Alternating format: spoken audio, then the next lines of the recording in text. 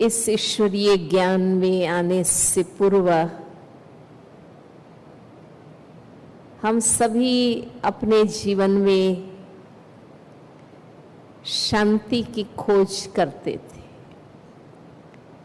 संपर्क में आने वाले भाई बहनों के जीवन में भी शांति की आवश्यकता देखते थे, पर चूंकि ये सूक्ष्म अलौकिक अनुभूतियां हम औरों को भी कैसे करा सकते हैं, ये हम नहीं जानते थे। धन साधन चीजों की मदद तो करते थे, पर इन आंतरिक आवश्यकताओं की लेन देन कैसे करें वो हम नहीं जानते थे।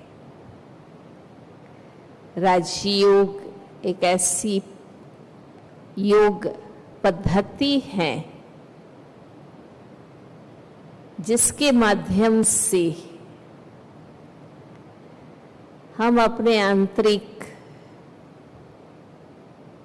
शांति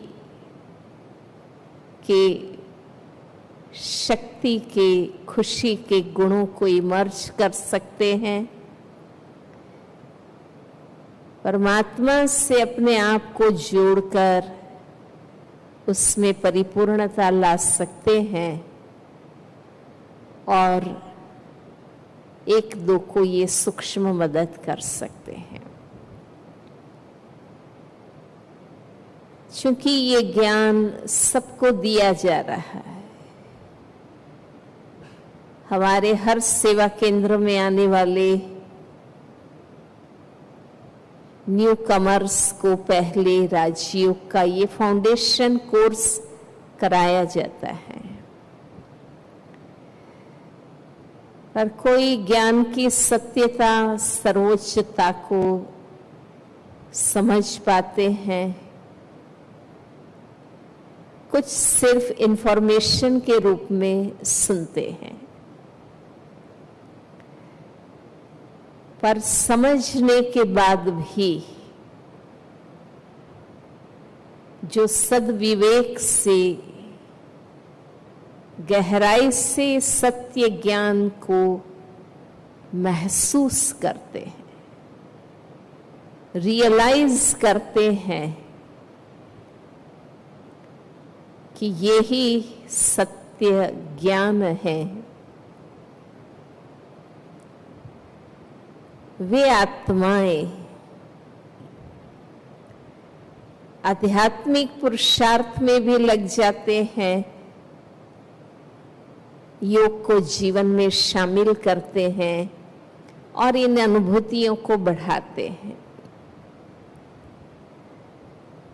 और जिन्हों की रियलाइजेशन बहुत गहरी है, निरंतर है, वे अपनी स्थिति से ऐसे शक्तिशाली वाइब्रेशंस भी फैलाते हैं। तो 3 स्टेज है: सुनना, समझना, महसूस करना और व्यवहार में लाना। हम समझ सकते हैं कि सत्य ज्ञान की प्राप्ति के बाद भी खुद के सद्विवेक से एक एक सत्य को महसूस करना, ये महसूसता तभी आती है जब हम उस पर गौर करते हैं और गहराई से महसूस करने के बाद ही हम स्वयं में वो शांति की स्थिति धारण करते हैं, परिवर्तन करते हैं। अगर ये रियलाइजेशन पावर नहीं है हमारे विश्वविद्यालय की एडिशनल एडमिनिस्ट्रेटिव हेड परम आदरणीय दादी रत्नमोहिनी जी अपने क्लासों में कई बार हमें ये कहती हैं कि रियलाइज करना माना रियल आई को खोलना, विवेक की आंख को खोलना। जितना जिस बात, व्यक्ति या क्षेत्र के संबंध में हमें सत्य ज्ञान मिलता है और उनकी सत्यता को हम विवेक से महसूस करते हैं, उतना इम्प्लीमेंटेशन पावर हमारे में आता है, अमलीकरण की शक्ति आती है। आज क्यों ये रिजल्ट है कि इंफॉर्मेशन तो हमें टू मच मिल रही है इंटरनेट के माध्यम से,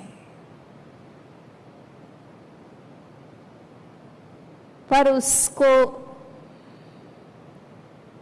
एनालाइज करना कि राइट क्या है, रॉन्ग क्या है, ये एनालाइज करने का, विश्लेषण करने की योग्यता भी सत्य ज्ञान के आधार पर आती है। और राइट रॉन्ग का विश्लेषण करने के बाद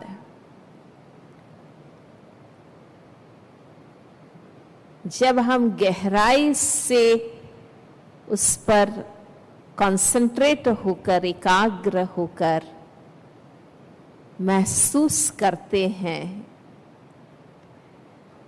तो हमारे में इम्प्लीमेंटेशन की, आचरण में लाने की, व्यवहार में प्रयोग करने की शक्ति आती है। तो देखिए, इन सबके जड़ों में रियलाइजेशन पावर है।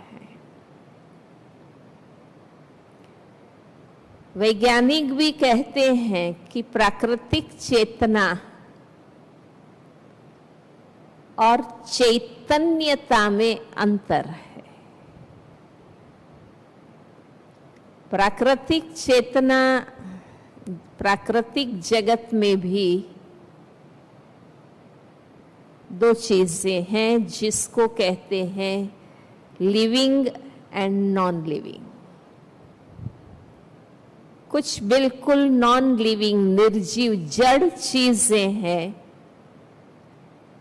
ये जो भी चीजें, वस्तुएं, साधन हम देखते हैं, ये नॉन लिविंग है। इनके अपने अंदर कोई अनुभूतियां नहीं हैं, क्रियाशीलता नहीं है। हम उनका उपयोग करते हैं। पर वृक्ष है, पौधे हैं, पुष्पलताएं हैं, उनमें प्राकृतिक चेतना है, जीवंतता है। इसलिए वो बीज से अंकुरित होते हैं, पुष्पित होते हैं, फलित होते हैं, विकसित होते हैं। ये प्राकृतिक चेतना है। पर चैतन्यता, जिसको आध्यात्मिक भाषा में कॉन्शियंट एनर्जी, चैतन्य शक्ति, आत्मा कहा जाता है, उसमें भी दो स्तर हैं। एक है पशु पंछियों में चैतन्यता, आत्मा है, जिसको कॉन्शियसनेस कहते हैं। परंतु मनुष्य आत्मा को सर्वश्रेष्ठ प्राणी क्यों कहा जाता है? क्योंकि रियलाइजेशन पावर है। इसलिए पशु पंछियों का विवेक इतना विकसित नहीं है। बेशक वो चैतन्य है, पर उनका विवेक इतना विकसित नहीं है जितना मनुष्य आत्मा का। हमारे में समझने की शक्ति है, महसूस करने की शक्ति है, उस महसूसता अनुसार क्रियान्वित करने की शक्ति है।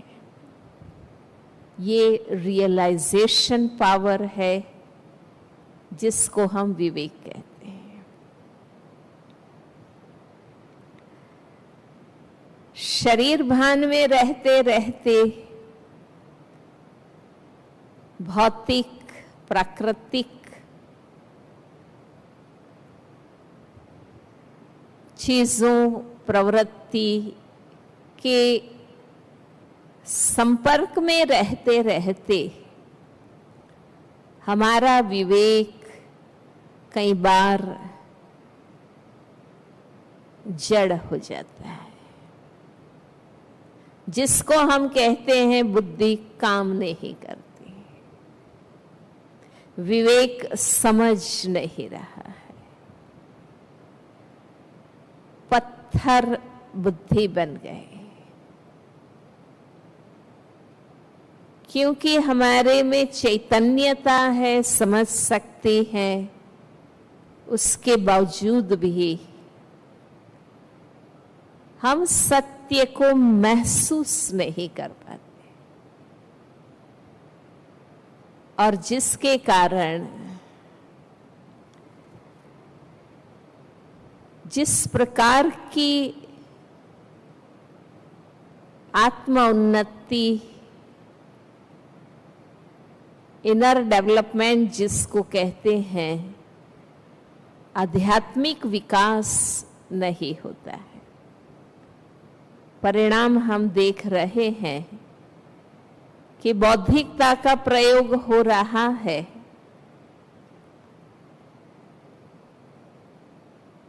सभ्यता जिसको कहते हैं प्राकृतिक साधनों से सुविधाओं की, वो हो रही है, पर सांस्कृतिक उत्थान, संस्कार शुद्धिकरण या जीवन का दिव्यकरण नहीं हो रहा है, क्योंकि ये सद्विवेक कमजोर हो रहा है।